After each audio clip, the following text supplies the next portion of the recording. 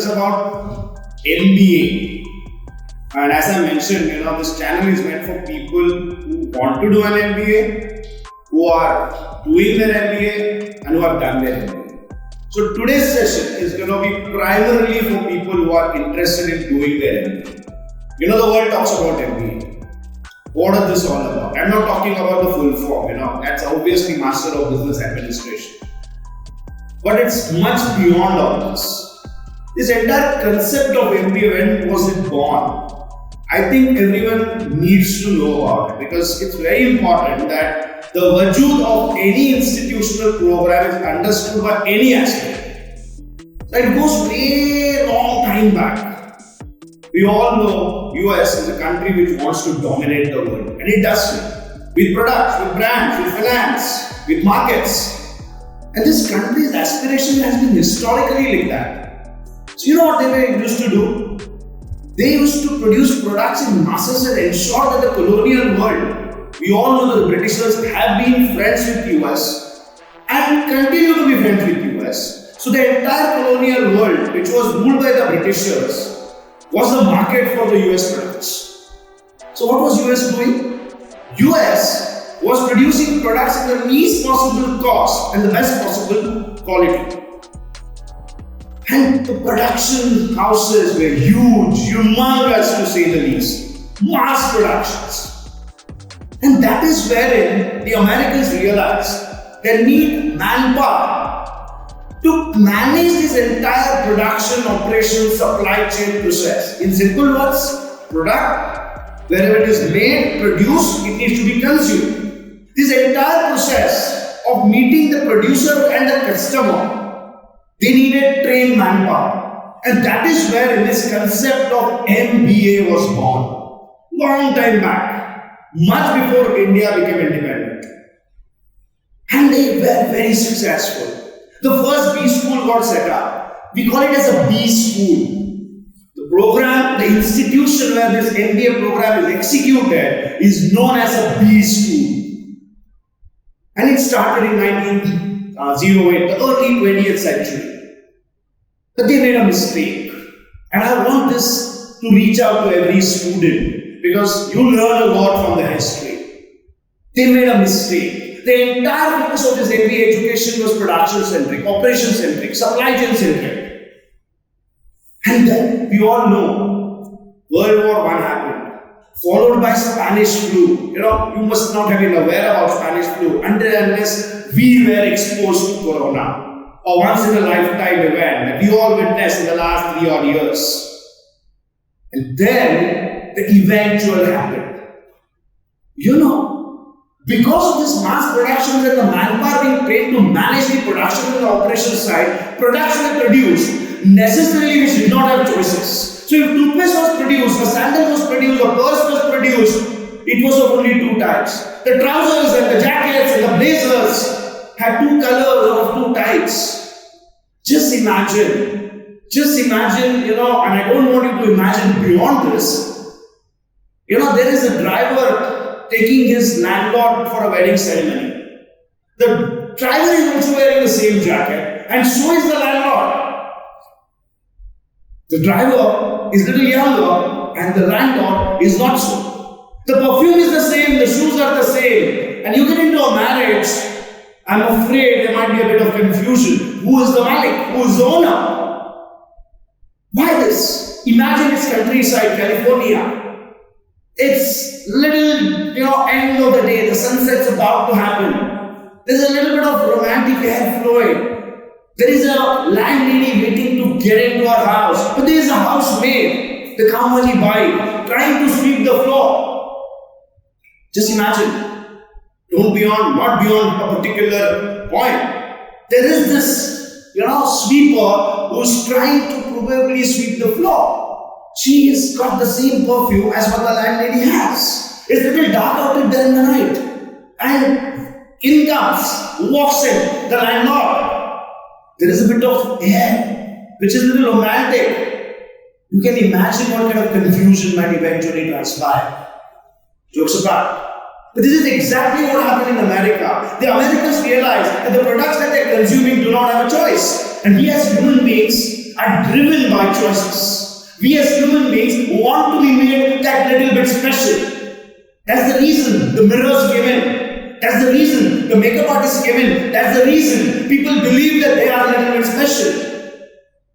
And this is where the trigger of the American Depression started. The American Depression, the Great American Depression of 1929, which lasted for almost 8 years. So much so that more than 50% Americans were jobless. The employment was their job. And it's recorded in the history. First time ever in the history of human race. Children are out there for sale through auction because they wanted to protect the next generation. That was the impact of this American Depression, and it was all attributed to a falsely structured MBA program. And then came Harvard, the dream institution that the world talks about, Harvard Business School. They understood that if businesses have to survive, businesses have to grow, businesses have to really hit the roof, they needed to create a structured training program where customer would be the king. And that is the reason where the concept of modern day MBA was born in the early 1930s, where customer is the king. Choice creation, choice management is the mantra of the training program. 10 decades almost have passed by. We are in the 10th decade. This is precisely the focus of this MBA training program that exists even in India. Now, what happened to Indian MBA education? Not too many people are aware of it. India got independence in 1947. We are all aware of it. And suddenly in 1948, we realized that the Britishers had left a lot of Indians thinking with a mindset that they want to be a clerk or a laborer. Vyavasthapan or management was something which was unheard of. And that gave birth to this concept of modern day management program in Indian context, and the first MBA institution was born in a place known as Jamshedpur. You know why? Because those days were days where there were rife between Hindus and Muslims. The partition had probably thrown open all these rifts between two communities. The name had to be non-Hindu, non-Muslim, and that's why the name of the institution was XLRI. Xavier's Labour Research Institute. Now, why Xavier's? Understood. Can't be Hindu name, can't be Muslim name. Why Jamshedpur? Belongs to the Tatas, Parsis. Labour Research Institution, because Indians by far were having a mindset of being a labourer. And then India slept for almost 2 decades. And it was only in the 60s. It was only in the 60s where the governments took cognizance of the need of trained manpower, where customer was supposed to be the king, and if India had to grow, India had to grow. We needed trained manpower, and that was only possible through a structured quality management program, so-called MBA. That gave birth to the elitist of Indian institutions known as the IIMs. Indian Institute of Management, Ahmedabad, Bangalore, Kolkata. Even in Bombay, Jamnalal Bajaj was born. You know what these IIMs did? The IIMs, they believed that this concept of MBA was an imported concept originating out of the US. So they went to their American counterparts, the American B schools like Harvard, Stanford, MIT, and they probably tied with them, bought over the know-how, and they created a program which was identical to an American MBA, which was a 2-year full-time MBA program. And days moved on. Till year 1991, India was crawling at 2.5-3% growth rate. Not too many MBA schools, not too many MBA graduates passing out, because growth was minimal. And then came the days of LPG, liberalization, privatization, and globalization. Year 1991. That triggered growth syndrome in India. Many companies all around the world wanted to be a part of the Indian growth story. They started to come in this country and invest. Pepsi, Coke, Domino's, all these companies that you hear about made their inroads in India in the early 90s. 1990s. So what? Automatically the need for managers was profound. MBAs were in demand. As a result of this, a lot of MBA colleges started to get set up. From 1991 to year 2007, India saw a plethora of B schools being established in our country. Today, we talk about more than 5,000 MBA colleges. People who had no clue about what MBA was all about, they also started to venture in the business of MBA. MBA became bazaar. I'm afraid in 2008, doodh ka doodh, pani ka pani came our way. In simple words, the world was rocked and shocked by the American Depression, the financial depression, the so-called subprime crisis. And everything was attributed to the greed part of human race, the managers that existed in the private sector, in the financial world. Because of this, the blame was on MBAs, and MBAs suddenly lost its shin. Today, in year 2023, and I'm talking with you kids, when you're an aspiring MBA graduate, you want to do an MBA, precisely the reason you need to make the right choice of the program and the institution. I'm placing on record, more than 90% of MBA colleges in India fail to understand what is an MBA. You can imagine the plight of so many hundreds and thousands of MBA aspirants and students in Indian context. The institution doesn't know what is an MBA. How do you expect a student to master the art of doing business? And this is the reason why we thought that this would be the medium where we would communicate to you, the MBA aspirants, the essence of what is a real MBA. Master of Business Administration. So many students come and ask me, and I've been doing this for the last 30 odd years. Much more than your age for all you know.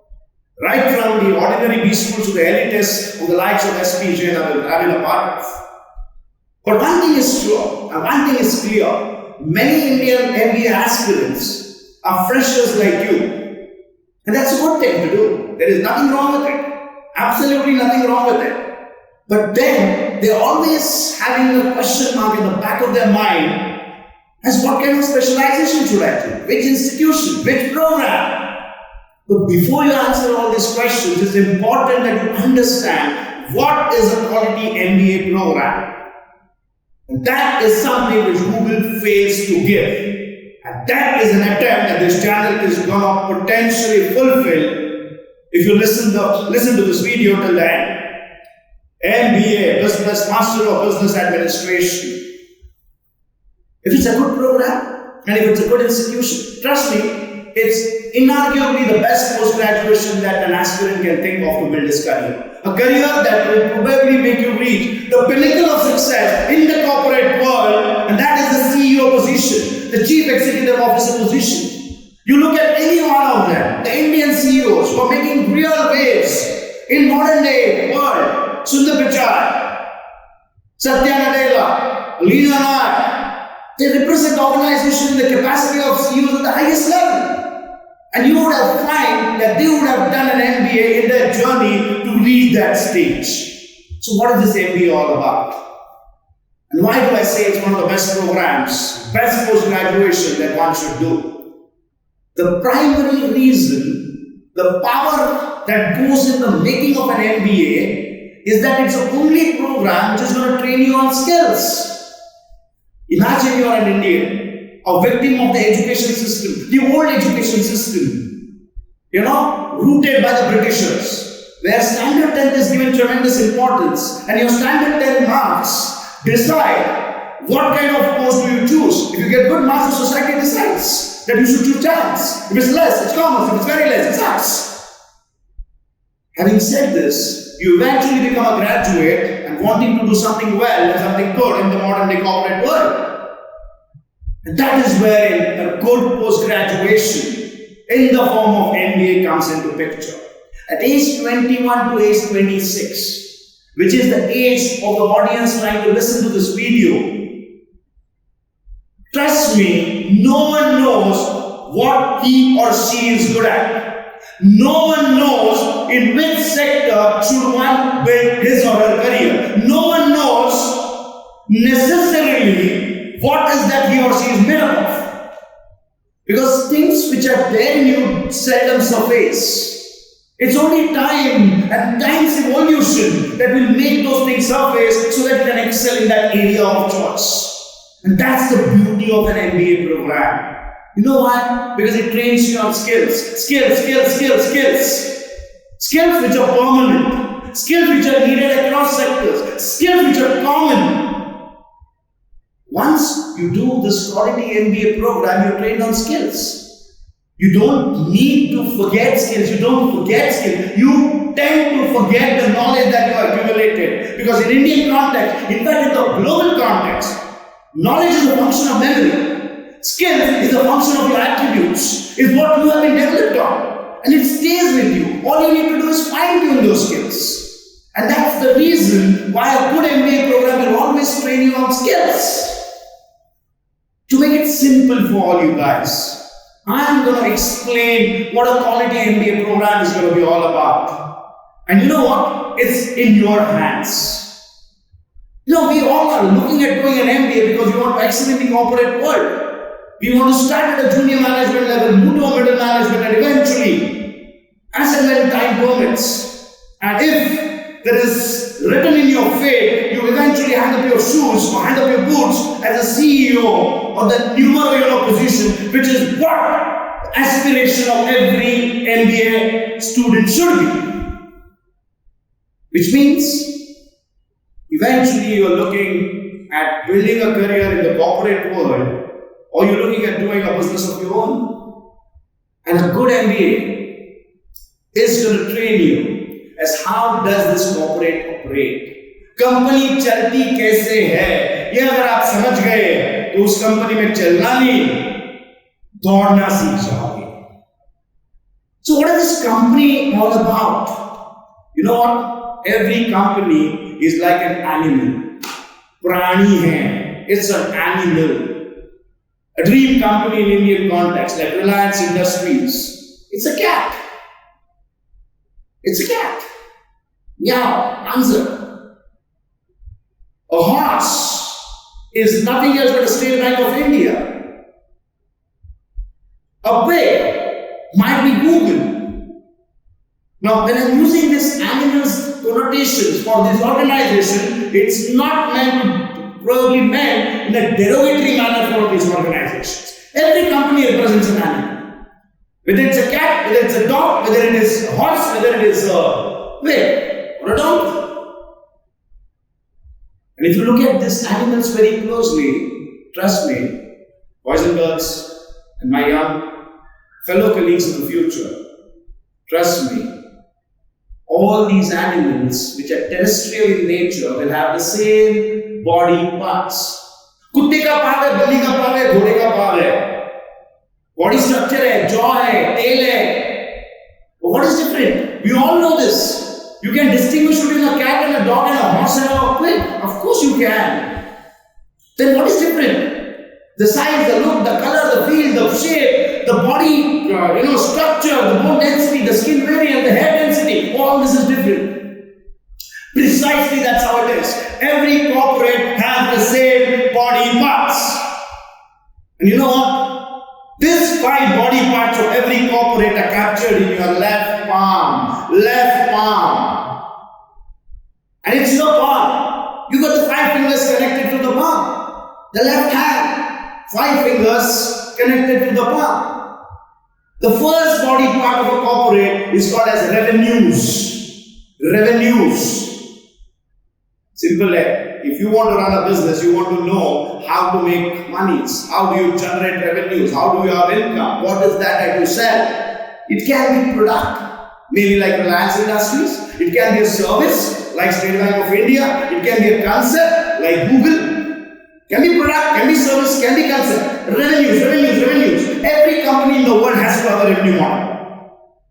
The modern day jargons use their business model. Revenue streams. What's the core? Revenues. when you're going to generate these revenues, you're going to obviously incur certain cost. The common students, they have been trained that there are 4 factors of production: land, labor, capital, and investment. For engineers who are listening, or science graduates, you are blessed to not learn it. You know why? Because half knowledge is dangerous. It's just not about cost of production. It's also about cost of servicing. In simple words, when every company wants to generate revenues, it's going to incur certain kind of cost. The second body part is cost. On people, on place, on raw material, on utilities. Cost. Every company in the world, every corporate in the world will always have a hierarchy. Junior, middle management, senior, super senior, the senior leadership. We hear this: clerk, executive, assistant manager, middle manager, senior manager, general manager, vice president, CEO. That structure, the third body part, constitutes the structure. Every company has a structure. You would be surprised to know that Hindustan Lever Limited, the levers that we all talk about, has such a complex structure that people who work in levers fail to understand their structure. It's like a spider's web. So you may have a very simple, linear, flat structure where there is not too much of hierarchy, and you may potentially have a very complex structure that the organization decides. You're also aware that every company will have certain set of rules and regulations. Salary kab aana hai, kitne baje office aana hai, kab jana hai, how many leaves. It all constitutes processes, the fourth finger. Revenue, cost, structure, process. And you all know all these are managed by people like you and me, the so-called managers, people. Just to sum it up, it's your left palm. Every corporate has only 5 body parts. We call it as 5 business body parts. Corporate business body parts. Revenue, cost, structure, process, people. Revenue, cost, structure, process, people. Connected by the palm. Which means you can touch and coordinate the fingers. You can type with force or without force. Voluntarily or involuntarily. You can touch like this. Which means you can coordinate. The body parts coordinate with each other. They coordinate with each other and they are responsible for body functions. Just to make it simple for all you guys. Our human body, we breathe, don't we? So what is breathing? Breathing is a body function. How does it happen? It happens through the nostrils. The air goes through the nostril, air passes of the throat. They call it as trachea and lungs. And it's an automatic coordination, air in, air out. Yeah. We only get to know that there's something happening when you probably feel the exhaled air. It's a little warm. Something is happening. Body part. The body parts are coordinating and are responsible for smooth body function. You are aware. And you watch a lot of crime serials and crime patrol and all those crime thrillers. More often than not, you will find a pillow being shoved on the face of an old woman and the woman will start moving her legs like this. What's happening? Her nostrils get choked, automatically she is not able to breathe. She is just not able to breathe. On the other hand, you have heard hang till death, suicide by hanging. The trachea gets choked. Whenever there is a bang on road accident, when you are driving a car, the lungs get punctured. So whenever there is something wrong with the body part, the function gets affected, and because the function has got affected, the body collapses. It's the same logic in the corporate world. There are 5 business body parts: revenues, cost, structure, process, and people, coordinating with each other and are responsible for business body functions, corporate business body functions, which are there in your right palm. Right hand, 5 fingers again. Marketing, finance, systems, HRD and operations. Coordinating through the palm. That constitutes the functions of business. This constitutes the body part of business. When these 2 palms come together, the fold is complete, the corporate is complete. A good MBA program will necessarily train you on this fold, on this palm and the fold. If you have understood this, you will realize that if you don't understand the body parts, there is no way you will understand the body functions.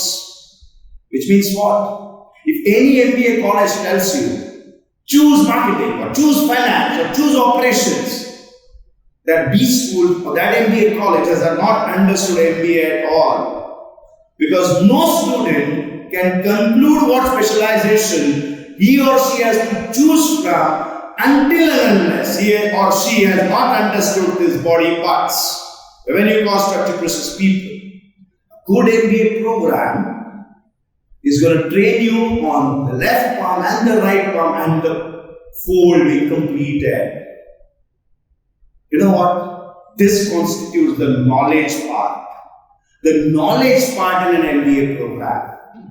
मेरे गुरु कहते थे एक अच्छा MBA programme वही है जहां पे चुटकी बजनी चाहिए. चुटकी in Marathi we call it as titski, in English they call it as a snap, chutki, titski, constitute. How does it, how do you hear it? दो finger है, एक middle finger. Now don't have all imagination. This is my body part. It's my middle finger. This is my angular. It works. If you probably use the next finger to the middle finger, some आवाज आएगा, चाहेगा, but not as the real teaching, not as the real snap. A good MBA, once you have completed it, the snap has to be heard loud and clear. Titski वाजली पाहिजे, चुटकी सुनाई देनी पाहिजे,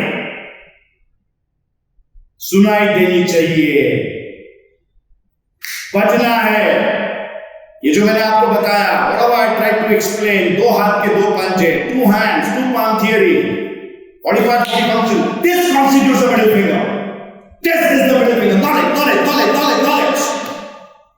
And Anguta, the thumb, is you, which constitutes the attitude and the skills part. A great MBA program is all about attitude, skills, and knowledge. Ask MBA. Attitude, skills, and knowledge. How does this good MBA program train you on ask? K part, I have told you. दो हाथ के दो पंजे.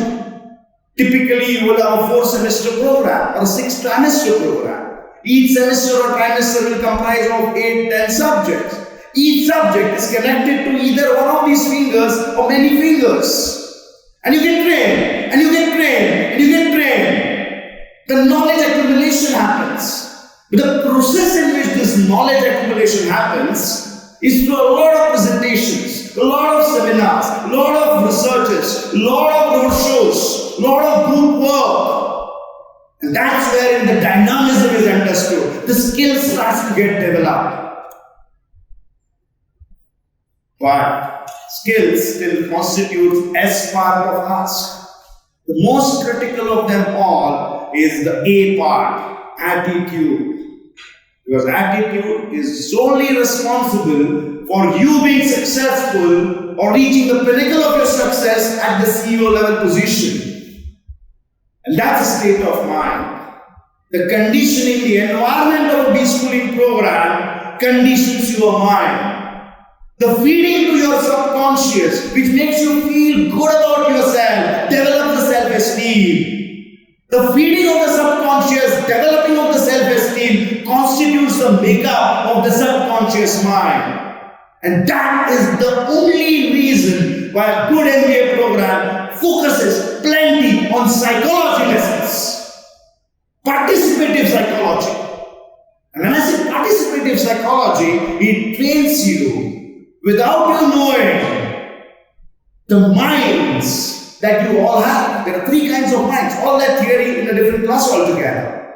But eventually your self-esteem goes up, and as a result of it, the attitude becomes positive. You start looking at the world as a beautiful place. Life is beautiful. The moment you hit that icon, that button, you got the right attitude in place. Ladies and gentlemen, all over the world talks about Harvard, Stanford, Wharton. We talk about the IIMs, we talk about SP James, we talk about academia, ASBS, MBA. They're brilliant, brilliant B schools. Not two ways about it. You know why? Because they have understood the essence of training an MBA student, training a student on the two folds, and importantly, they've gone a step ahead, where the focus is skill building, skills for every MBA student, and the eventual outcome is a great attitude. All over the world, I'm placing this on record. India got independent in 1948. From 1948 to 2020, almost 72 years, some Indians reached the pinnacle of success in the modern day corporate world. They became global CEOs. But you know what?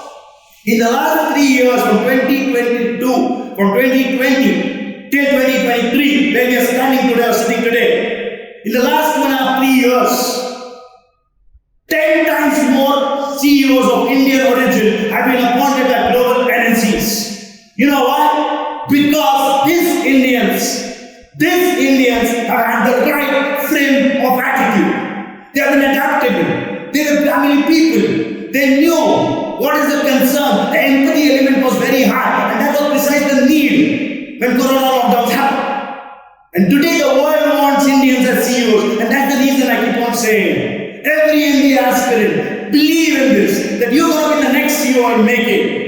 Today's session is about the first step in your journey, in your earnest, to be the CEO of the future. It will take you not more than 10 to 12 years to reach that place, provided you make that every bit of effort, that ask, attitude, skills and knowledge is understood. Knowledge, the more the merrier, and there is no way you're going to be complete in knowledge.